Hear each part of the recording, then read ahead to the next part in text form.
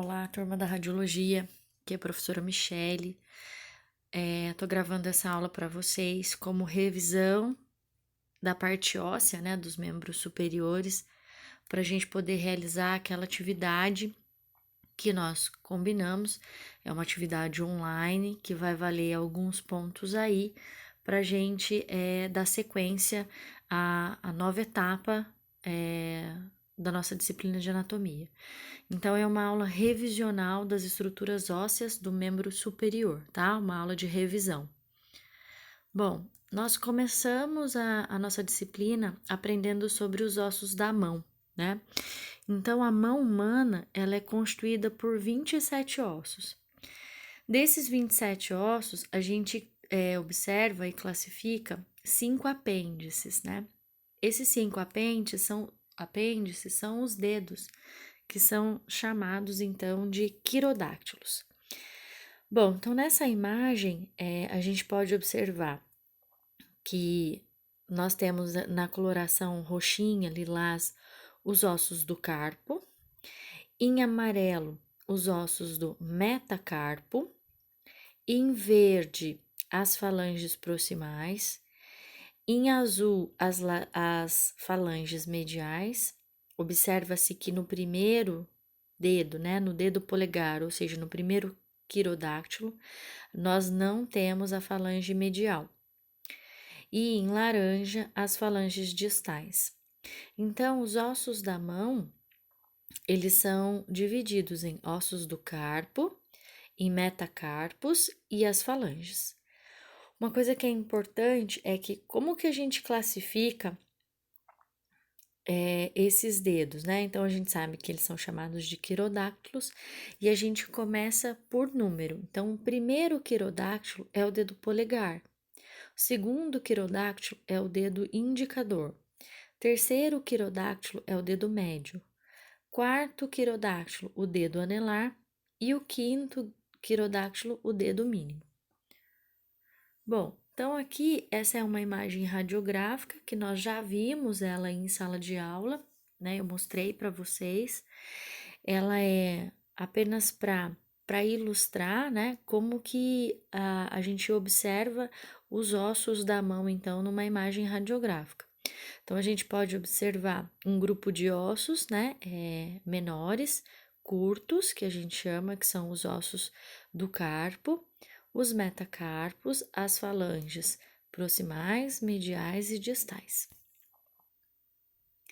Aqui uma outra imagem, onde a gente consegue, então, agora observar esses ossos, né, do carpo, coloridos. Importante ressaltar que os ossos do carpo, eles estão disponíveis em duas fileiras. Fileira, 4 ossos na fileira proximal, 4 ossos na fileira distal. Essa imagem radiográfica é bacana porque, como a gente observa os ossos do carpo separadinhos, a gente consegue identificar que isso é uma radiografia ainda de criança, tá? Então, quais são os ossos que a gente contém no carpo? Amato, capitato, trapezoide, trapézio. Esses 4 ossos, eles estão localizados na fileira distal. Na fileira proximal, semilunar, escafoide, semilunar, piramidal e psiforme. Então, essa é uma outra imagem radiográfica, numerando aí, né, e dando ênfase aos ossos do carpo. Então, essa imagem a gente também já trabalhou em sala de aula, é só para uma revisão mesmo, observando que aqui nessa imagem radiográfica a gente consegue ver o piramidal e o psiforme, ele fica nesse formato de coração, porque é uma radiografia em AP. Bom, e aí a gente tem então os ossos do antebraço.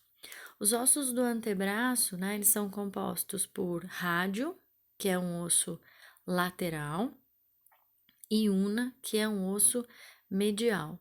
Ambos se articulam e são unidos por uma membrana interóssea que permite movimento entre eles.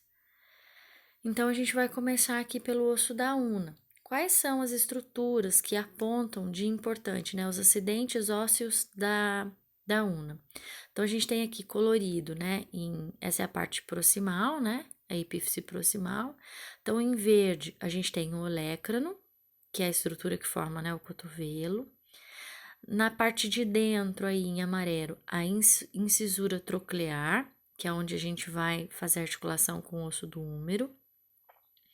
Em azul, a incisura radial, aonde vai se ligar a cabeça do rádio.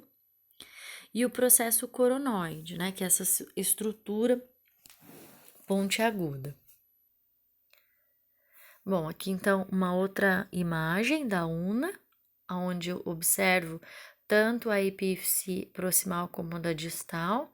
Na epífise distal, a gente tem a cabeça da una e o processo estiloide, que são os dois acidentes importantes. Bom, o osso do rádio é um osso lateral, né? Que ele é composto, então, na epífise proximal, fóvea, cabeça do rádio, colo do rádio e tuberosidade do rádio. E na epífise distal, o processo estiloide. Então, aqui, ó, tem uma imagem onde a gente consegue visualizar melhor essas estruturas. Então, a cabeça do rádio, né, tá em amarelo, colo do rádio e tuberosidade do rádio. Então, esses se encontram na porção proximal. E na epífise distal, na porção distal, o processo estiloide e a face articular, né? Tanto a incisura ulnar como a face articular carpal, que é onde vai se ligar os ossos do carpo aí, principalmente o osso do escafoide. Bom, o osso do braço, né? O húmero, é o maior osso do membro superior. Ele vai se articular com a escápula, né? Na articulação do ombro. E ele também vai se articular, né, com rádio una na articulação do cotovelo, tá? Então, aqui a gente tem uma imagem, né, uma vista anterior e uma vista posterior do húmero. Quais são os acidentes, então, importantes que a gente tem aqui? Cabeça, que é essa estrutura arredondada, colo anatômico, que é uma linha que envolve a cabeça do húmero, colo cirúrgico, tem esse nome porque é uma região de grande lesão, né, onde tem sempre fratura. Depois a gente tem duas elevações, tubérculo maior e tubérculo menor. Entre esses tubérculos eu tenho uma depressão, né, chamada de sulco intertubercular, tá? Então essas estruturas são na epífise proximal. Na distal eu tenho uma estrutura chamada tróclea, que parece um carretel de linha, capítulo e as fossas, mas acho que tem uma outra imagem aqui que a gente vai conseguir ver isso mais perto. Bom, os ossos do ombro ou cintura escapular é constituído por dois ossos, a clavícula, que é um osso par anterior, e a escápula, que é um osso par posterior. Então, esses ossos, eles formam a cintura escapular, tá? Bom, então, visualizando aqui a escápula. A escápula, nessa imagem, a gente consegue ter ela em 3 vistas. Na vista dorsal, que é a vista aqui voltada para a parte de trás. Uma vista lateral, ela em perfil. Na imagem radiográfica, a impressão que dá é que é uma letra Y. E a face costal, que é a parte que vai ficar encostada nas costelas, tá? Então, a gente consegue observar aí essas três vistas da escápula. Lembrando que ela é um osso par, localizado posteriormente ao esqueleto humano. Bom, o que a gente tem então de importante aqui? Então, a escápula, na vista posterior ou dorsal, a gente tem uma elevação nesse osso, que é chamado de espinha.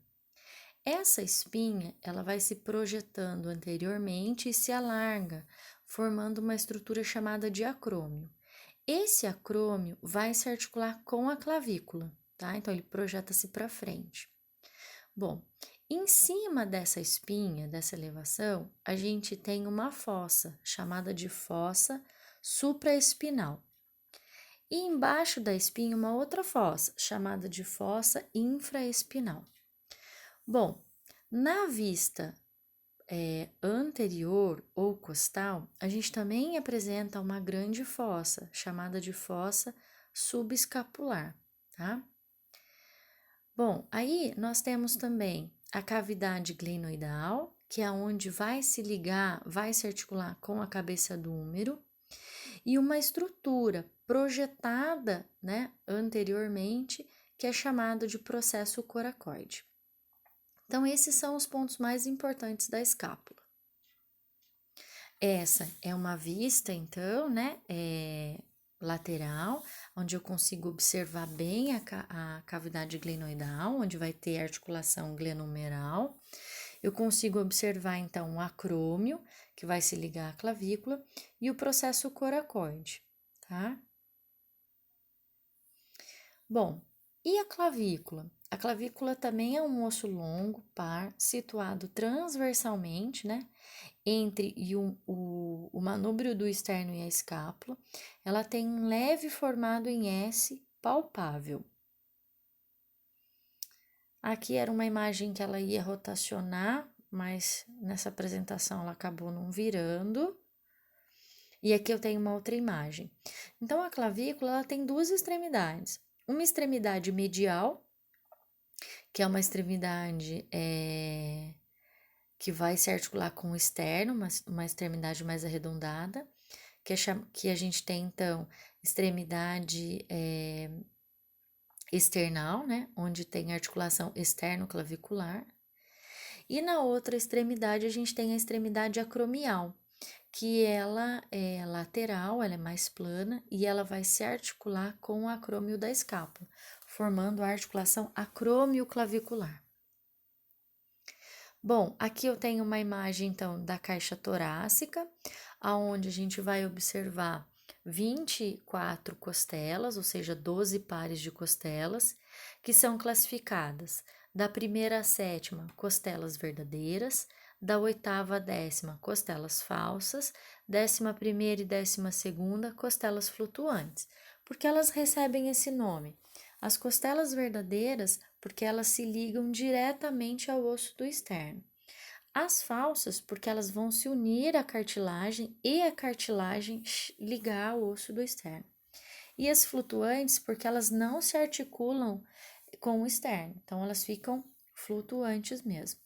Lembrando que esse desenho, né, essa parte que se apresenta em destaque em azul, é uma cartilagem importantíssima que permite a movimentação da caixa torácica no processo de respiração. Ela tem duas estruturas, duas pontas, né? Vamos colocar assim: um lado que se liga à costela e o outro lado que se liga ao externo. O lado que se liga ao externo é chamado de articulação controesternal. E o lado dessa cartilagem que se liga à costela é chamada de articulação controcostal, tá? Bom, essa é uma imagem do osso do externo, é um osso simples, plano, que fica medial ao corpo, né, na parte anterior.